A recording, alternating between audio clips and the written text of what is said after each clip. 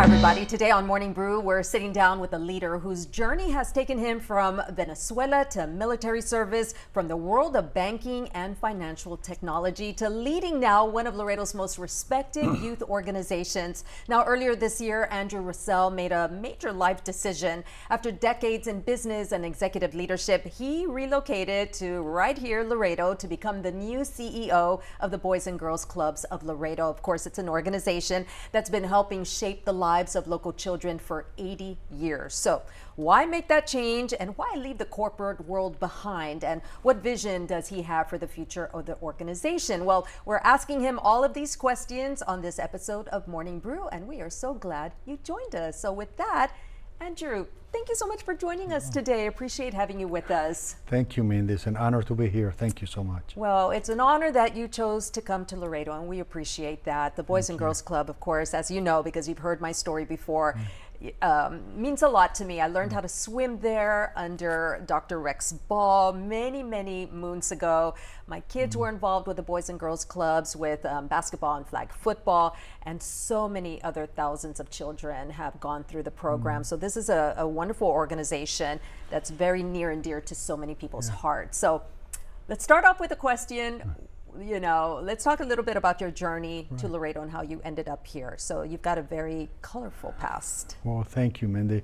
Well, I was born in Venezuela, and I came to the United States when I was 18, like most people come to the U.S. pursuing a dream. And I joined the military when I was 19 years old, and I stayed in the military for 34 years, active duty and reserves. And when I transitioned to the reserves, it afforded me the opportunity to have dual careers. And I always dream about being a banker. When I was a little kid watching Wall Street movies and all that in South America, wow, it'd be great to, work in the financial world. And I was able to do that for 28 years and started my banking career in Kentucky. I relocated 9 times with my corporate career in banking, as well as military. So in the banking world, I worked for people like Fifth Third Bank, PNC Bank, BBVA, Certus Bank. I was CEO of 2 financial institutions, Atlas Bank and Mid-Atlantic. So I've done a lot of different things in the financial world, from consumer banking to commercial to corporate banking. And then I transitioned after 28 years. I went into the FinTech world. And Let's talk a little bit about FinTech, because when I read FinTech in your bio, I had to look it up. I hadn't heard that word before. That it's a mix of finance technology? Yes, correct. So what is that? There's a number of startups in the FinTech world that do different types of technologies, competing against banks, actually, some of them. But in my case, it was a financial company developing software for the payments industry. So we developed a point of sale, like an electronic cash register for merchants and also banks and resellers. And we also integrated different manufacturers of devices. We sold our software to more than 2,000 resellers, ISOs. Those are the people that knock on people's door and offer merchant processing. So I started that company from the ground up with a group of investors. They gave me the seed money, $10 million, and I grew that company over 9 years to 40 engineers, $37 million in revenues. And then we brought new investors in. That was my exit ramp. So I took the opportunity to take some time off and travel with my wife. And this opportunity presented itself. And over my corporate career, I've been involved in a lot of non-for-profits, from the Urban League to Hispanic Chambers of Commerce to many different things, art museums in Washington, D.C. And I saw this as a great opportunity for me to do one last great thing in the community, and what a great theme, right? Helping children, helping the community. And when I researched the Boys and Girls Club of Laredo, it's just a beam of light in this community. It's done so much over 80 years, and I saw it as an opportunity in talking to the existing board members. There's a huge opportunity to grow this organization and do things a little bit differently that would make a huge impact in the community. So that's why I took that on. But going back to your original question, right? When I transitioned from active duty Navy, I went in the Army. I was a cryptologist in the Navy, so What's a cryptologist? really boring. It's just codes, ones and zeros, binary mathematics, encrypting messages and communication. So I used to work 12 on, 2 hours off in Intel, getting debriefed, and I was in nuclear power submarines, aircraft carriers, salvage and rescue ships with EOD teams. And then I saw an opportunity when I got out to enter the Army Reserves. And I've done Army National Guard, Army Reserves, but I actually specialize in combat arms. I was an armor officer. So I did that for the remainder of my service, on and off. But it really afforded me an opportunity to continue to develop in the leadership skills that I needed, and that transition over to corporate America. So, I wrote a book about leadership, creating a leader, an American story, because really came from South America here, and I've done so much, and it's kind of like fulfilling my dream. That was on my bucket list. Can I write a book? But I think, throughout my journey, one thing that always remained true is being a continuous learner. Never stop learning, never start seeking to have an impactful life and impact the life of others. And this opportunity with the Boys and Girls Clubs of Laredo is my last standing on really making a huge impact in children's life. And for me, I have 4 boys. And to see these little ones running around and the smiles in their face, and I think back, right, in my career, and I missed a lot of that. I was so involved in my career, and corporate America just absorbs you, that I missed a lot of that. And it's fun to see these kids having a great time at our clubs. How did you learn about the Boys and Girls Club? You said you saw an opportunity. How did what city did you move here from? Where were you before? Jacksonville, Florida. Okay. And actually it's interesting because a friend of mine in Jacksonville that I haven't seen like in 9 years, living in the same city, but him and I served in the Jacksonville Grants Service Council. We manage all the monies for the non-for-profits in Jacksonville, Florida. He's actually now the CEO of the Boys and Girls Clubs in Jacksonville. But a friend of mine, he used to be my boss at BBVA. He used to be the president of BBVA for Florida, Nelson Bradshaw. He actually mentioned Paul and this organization, and somehow connected the dots, and this opportunity fell on my lap, and I met someone at the headquarters in Atlanta for Boys and Girls Club of America, and engaged in this opportunity. It was a 5-month journey. So the board of directors really did their due diligence interviewing for quite a long time. Wow. You've had, I don't even know where to get started. I mean, the military, the banking, the technology, the finance. This is completely different, but I would imagine, just like you said, you've been involved because when you're at that level, you do sit on a lot of boards and you do a lot of charity work and philanthropy. Right. So there must have been something inside of you just tugging at you that maybe this, like you said, would be the last leg of your career. Right. Was that a draw to you? What was the draw between corporate America and doing something like this? Right. Well, I think, I saw this opportunity when I heard that the club for many years only focuses on ages through 9 through 12 grade mainly. I saw this as an opportunity to continue to expand and have more of an outreach to expanding our programming and outreach to kids all the way through age 17, 18 that are still in high school. And it's just a great opportunity, right? So that's something that I'm very passionate about. My sister is a counseling psychologist, works in the school systems in Michigan. And I just see an opportunity to impact children's life, youth life, and maybe create future leaders. And that's what really I'm passionate about. Well, you definitely found another calling, because this has to be so different than where you're coming from. Not just what you're doing and the role you're doing, but even the environment.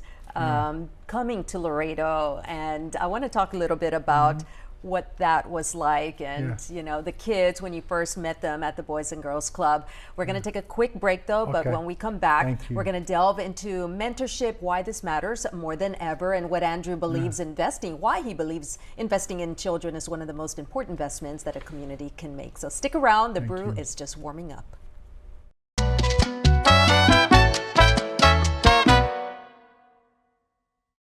Why pay a monthly fee? Free checking at IBC. Organic Man Coffee Track, Laredo's first and only coffee air roastery. For over 10 years, we've crafted bold, smooth flavors from around the world, committed to your health by exclusively using organic ingredients. Organic Man Coffee Track. Travel the world, one coffee at a time.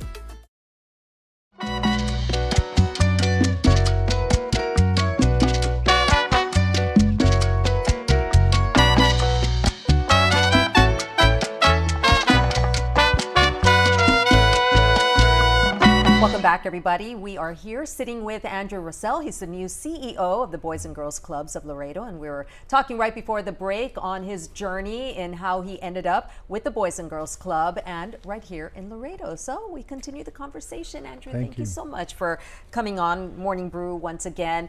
You know, we were talking during the commercial break that one of the things that stands out on your journey is, as you mentioned, the reinvention of yourself into different roles. And for those who are just tuning in right now, you went from military to banking to technology, philanthropy. Why is it important to always be looking at change or reinventing yourself? Yeah, well, I think it's a message that young people need to hear, right? And I think, you know, it's a global economy, it's a very competitive world, and things change so fast that individuals in the corporate world, in the workforce, need to be flexible and agile and constantly have the ability to reinvent themselves, to stay competitive, to set themselves apart from the crowd. And I think that's something that I learned very quickly in the military. As missions change and demands change, you know, in order to make it in this world, is number one, what do you want to do with your life? What's your legacy going to be in this world? And how do you fit in the world, in your ecosystem? How do you fit in that community? So I would tell young people, reinvent yourself whenever needed. Continue to learn and expand your knowledge base and your capacity to be impactful in your community, among your circle of friends. Be always impactful. Be very direct. Be very determined. So I call it being relentless in everything you pursue. And that's so important. So one of the things that I've always wanted to do is, you know, leave a legacy in this world. What's my legacy going to be to my children, to my family, right? And having the ability to be fearless in reinventing myself. When I left banking, after 28 years, everybody thought I was crazy. I mean, Andrew, why are you? You're like the tenured professor, right? Everybody knew me. I mean, and so I left it because I saw an opportunity to reinvent myself and learn something new. Leadership is leadership, everywhere you put it. And if you have the flexibility to learn and go at a fast pace to keep up, you can be successful in anything. And that was my mentality when I left banking and entered the FinTech world. And I had no employees. I had $10 million sitting in a bank account. And I hired people, I hired the very best around me, very smart people. The team makes a difference, right? Very, very intelligent people. My first chief technology officer, an eminence in the technology world. I hired him from Atlanta, which is the Silicon Valley of the South, of the East, and super smart guy. He made a huge difference. And from there, I started hiring other people. But surround yourself with people that might even be better than you. That's the key. That's what I love about this board of directors. Such a professional board of directors, attorneys, entrepreneurs. I mean, really, you know, this people that are so well prepared and so well intentioned. That is incredible. My board, that's one of the things I enjoyed coming here. The board of directors closed the deal for me. Some of the people like Memo Trevino and Joy Tellez and Keith Franklin, they're all exceptional people in my board. And I'm really appreciative of the opportunity. Let's talk a little bit about the kids when you're at the Boys and Girls Club. Yeah. Do you get a chance to interact with them? I do, and the other day, just a couple of days ago, Monday actually, yesterday, I was walking around the club to see what the kids are doing in there, and I see this one little kid walking out crying. I was like, "What's wrong?" And his answer is, "I don't want to leave." He's having so much fun. The mom's waiting for the young person outside in the car, this young man, and he didn't want to leave. And so it's satisfying. They're having so much fun. This morning, I started my day at TAMI-U, being the mission commander for the program we're running at TAMI-U in partnership with TAMI-U.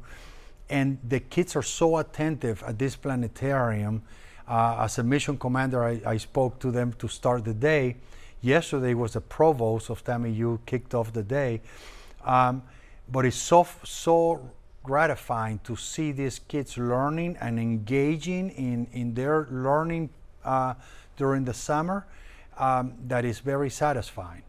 I would imagine that you had mentors growing up, and now you're able in this role to mentor these kids. Is that an important component of what you bring to the Boys and Girls Club? Oh, absolutely. So, this morning I talked to the kids about leadership and teamwork. No one can do it all by themselves, and that's the theme of this astronaut camp we're running at TAMI-U. It's all about teamwork, being a crew and working together to achieve more. So the themes are there to start the development of leadership. So they start getting the concepts about teamwork and leadership, just like they do in our sports programs. We have the biggest sports league in the state of Texas here in Laredo. So we have so much to be proud of as we are expanding into Zapata and Cotula and looking at outreach into other rural areas. Our impact with the kids is going to take us into the future. You were mentioning at the start of Morning Brew that you had an opportunity to go to the headquarters of the Boys and Girls Club in Atlanta. And you mentioned that Laredo has the biggest sports program. I want to talk a little bit about, for those folks who are listening to Morning Brew right now, aren't familiar with the Boys and Girls Club. Maybe they just think it's an after-school program. What is the Boys and Girls Club? How would you describe it? The Boys and Girls Club is so much more than sports, okay? People don't know that. They relate it, as you said, to after school or sports program. But we have so many programmings for the little ones today, assisting them with their homework. We have a computer coding lab. We actually got educational games that we do with them. We talk to them about healthy eating. We provide them a full meal at the club. We provide them snacks. We do mentoring with the kids. And I'm going to tell you, this year, I've been applying to grants to expand our programming. I actually, myself, wrote programs that I share with the board because I wanted the board to be engaged and provide input into this. We developed a program that is going to be called the Boys and Girls Club Youth Business Leadership Academy. It's going to be 8 weeks, and we want to run that 2-3 times a year and work with graduating 125 to 150 young people through this program. At the end of those 8 weeks, young people will walk out with actual certifications. It's not just the paper from Boys and Girls Club. These courses are designed through Project Management Institute out of New York. They'll walk out of this academy with a Lean Six Sigma Green Belt certification. They'll walk out with an Associate Project Management Professional certification. Project Management Professional requires a bachelor's degree. An Associate Project Management Professional requires a high school degree. And these are jobs that you start out at $50,000, $60,000, $70,000 working at a manufacturer logistics company. They're going to go through transformational leadership course, and they're going to go through an AI course, also the curriculums from the Project Management Institute. So they'll walk out of there, and part of the grants that I'm applying for is also paying for their testing that'll be proctored at TAMI-U. These are actual tests that they'll have to take and pass to finalize their certification. So this is new programming, and it's being developed and rolled out here in Laredo, Texas. No other Boys and Girls Club has this. This was developed here for the Laredo youth.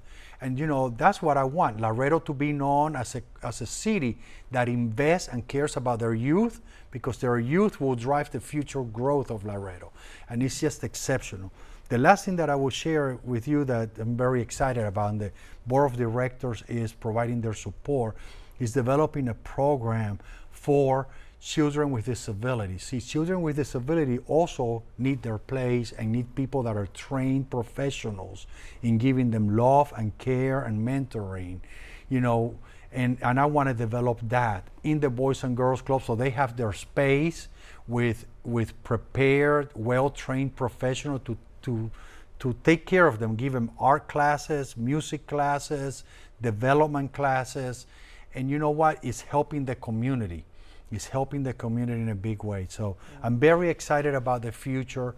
The Boys and Girls Club is much more than sports. It's going to be the real beam of light in this city for our youth.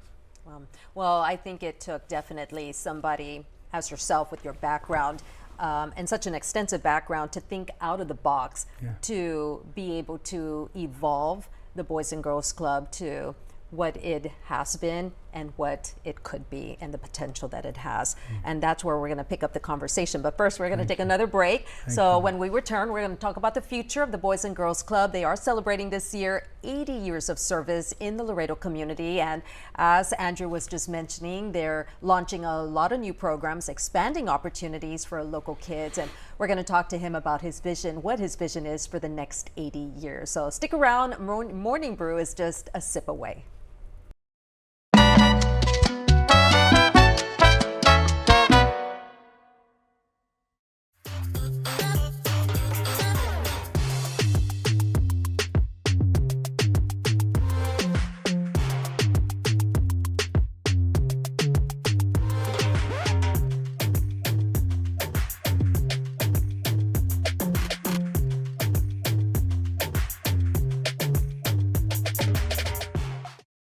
Man Coffee Track, Laredo's first and only coffee air roastery. For over 10 years, we've crafted bold, smooth flavors from around the world, committed to your health by exclusively using organic ingredients. Organic Man Coffee Track. Travel the world, one coffee at a time.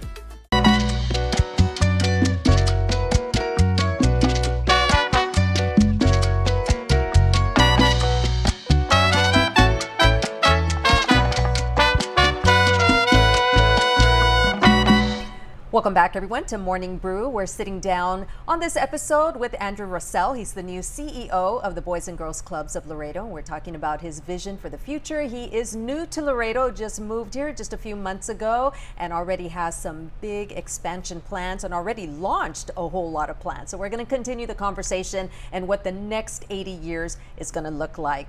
Andrew, you all are celebrating, the Boys and Girls Club celebrating 80 years, your 80th year anniversary this year. You know, that's a long time for an organization to be in town, but obviously in the short time you've been here, you've already made a lot of changes. We talked about the growth and the expansion. Let's talk a little bit about what you see for the future of the Boys and Girls Club. What do you see this club, what does it look like for you? Sure. So I think, every successful organization, for-profit, non-for-profit, needs to really build reserves, build an endowment. In this case, as a non-for-profit, build an endowment. And this year we launched the 80 for 80, and people says that's too much. But coming from the corporate world, you always have to set breakthrough goals, not just a goal, but breakthrough. And so what's a stretch goal? And in this case, 80 sounded like $80 million stretch goal.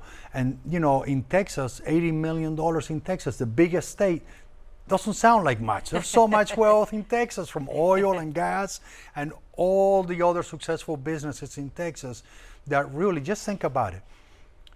We have almost 400 million people here, 400 in the United States. Here in Laredo, 400,000, close to it. If everybody gave $8, one-time payment, $8 for the endowment, we have a huge start, okay? Just imagine engaging all these successful people to invest a little bit for the future of the youth of Laredo, for the future of Texas, it's not asking much. And that's the whole theme, right? And part of that theme is rolling out this new programming and doing new things. This year, with one of our board members, Eric Galindo, we kicked off our golf championship at the Laredo Country Club. Beautiful place. I love the grass there and the facility, but we had the first golf tournament. Huge success with the kids. Next year, we're thinking about involving the parents even more, maybe doing a parent-child tournament. You know, just different ideas on how do we get higher engagement from the communities, from the parents, because it takes a whole lot of people to make success enduring. And so for the past 80 years, it has been a lot of love, a lot of caring for the community with very little, right? It's scraping the bottom of the barrel.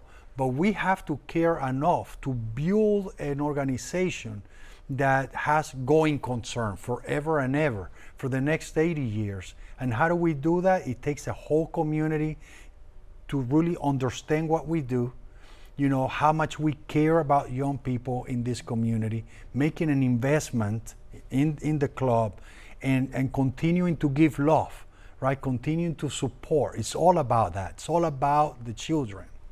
So how do you get a community to buy in?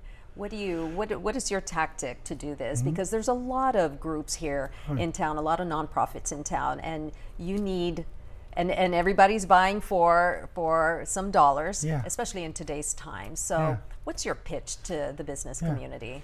So first of all, I know there's a lot of non-for-profits, okay? I manage the budgets, part of the group that manages the budgets for a big city and all the non-for-profits. The key here is establishing strategic alliances. That's what it's all about. So can we do more together, right? And doing revenue share, doing things differently, thinking outside of the box, outside of this little box that people always get stuck in. And I'm meeting with other non-for-profit leaders. I think next week I'm meeting with one of them to see how we can collaborate together and do more together to benefit their mission and our vision. You know, I established a relationship with the South Texas Food Bank and benefit the community and also in a way that we can make our clubs distribution points to provide food for the much needed community. So establishing strategic partnerships with other non-for-profits, and establishing strategic partnerships for-profit organizations that are so committed in this community. One thing that I learned in corporate America, you got to reinvest in the communities you serve. That's the right thing. And in the banking world, there's something called CRA, Community Reinvestment Act. So all the banks should be engaged in giving back to the communities they serve. They gain so much from the community members. Give back to the future. What is the future? The youth is the future. So that's how I see it. And coming to shows like yours is great. I'm so honored. Thank you so much for having me over. But going out there and talking to more community leaders, having my board members introduce me to their connections so I can be the champion for the Boys and Girls Club and tell our story and trace the future that we see for our clubs and our community's youth. You know, the Boys and Girls Club, like we've talked about, dates back 80 years. What surprises you most about what you've learned about the Boys and Girls Club and where you want to take it to? How long it has endured.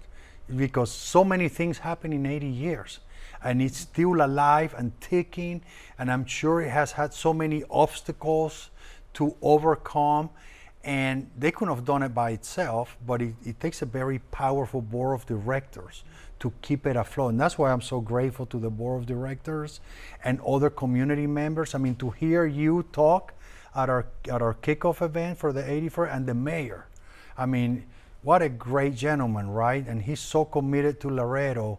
He went out there in person, and then having us over at the city council, and I got to meet the city council members and recognize our children.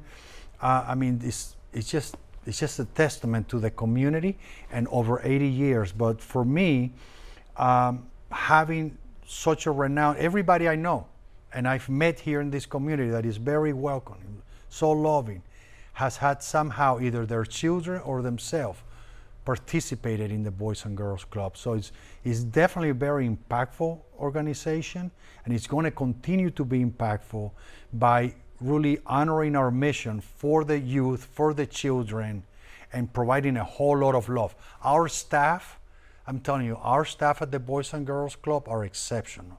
They really care about those kids, okay? So I'm very honored to be leading them. So what are the plans, Andrew, for the 80th? You've got some fundraisers going on that are going to be taking place over the course of the next few months, correct? Correct, and it's going to continue to expand into the future. Right now we have a raffle that we are advertising in print media. We're also doing it on social media, and we have other types of marketing activities that we're fixing to do for our raffle. Very powerful, very streamlined, and great prices. So the top prize is a brand new Bronco that someone can drive away, but also doing fundraising activities, promoting our 80 for 80, and meeting with community leaders and philanthropists in South Texas region so that they can get engaged and support different activities, right? So we're thinking a little bit different than what we've done in the past, but the fundraising committee has also supported the idea of us doing more than what we've done in the past. So things are going to be rapidly changing with the club and our fundraising activity and our marketing activities that are really going to put the Boys and Girls Club brand and impact in the community out there for people to learn. There's individuals in our community that don't know the full breadth of impact that our club has in the community, and it's very important to put it out there. Well, speaking of changes, I do want to mention before we run out of time, the soccer league. You're bringing soccer into, my kids had, of course, we flag football, the basketball, huge leagues, but now you're bringing in soccer. How appropriate with the World Cup going on right now. So that was something that you had wanted to do. Yeah, so we continue to expand our leagues, and that I'm so grateful to the Laredo Heat for welcoming us to their offices and signing an agreement with us to allow us to use their backfield for soccer tournaments and soccer games. We held clinics, soccer clinics there. This year we started our soccer league, and it's just wonderful. So this year we rolled out the golf championship, we rolled out the soccer league. Actually in October we're going to do cheer and dance. So that's coming very soon.